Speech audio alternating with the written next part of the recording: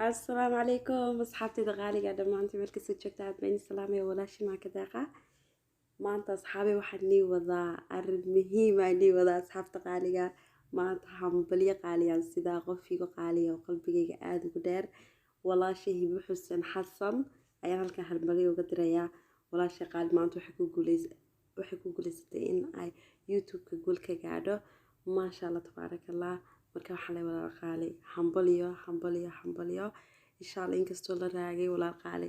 waxaan ku mashquulsanaa wad iska ogtahay kolley saa rajaynayo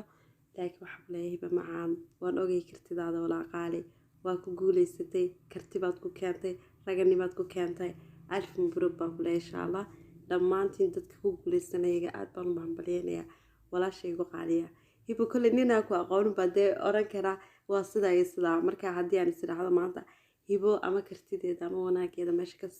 ka sheeg kolley ma soo koobi karo alxamdulilah aad baan kuugu hambalyaynaya walaal qaali waxaan ku leeyahay guul fiican baad gaadhay dadaal fara badan baad u muujisay hambalyo mar labaad iyo mar saddexaadba insha allah walaal qaali waxaan ku leeyahay ku guuleyso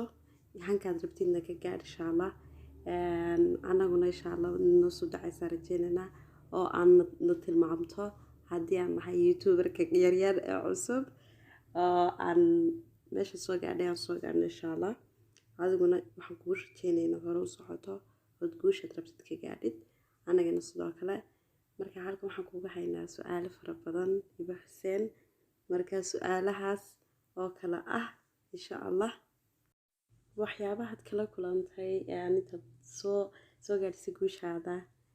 dareemadaad dareentay go-aanadaad gaadhay ama dib uga noqotay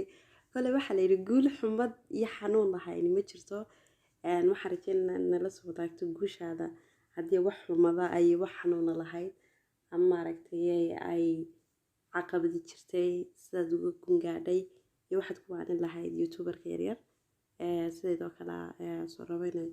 kor soo kacaan say u gaaraan guushooda iyaguna sidoo kale insha allah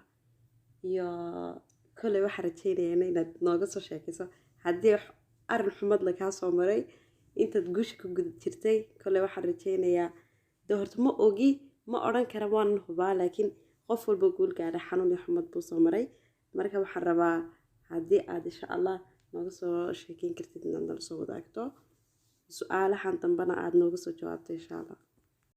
sidoo kale insha allah waxaad nooga soo jawaabtaa intii kugu qaadatay iyo maaragtay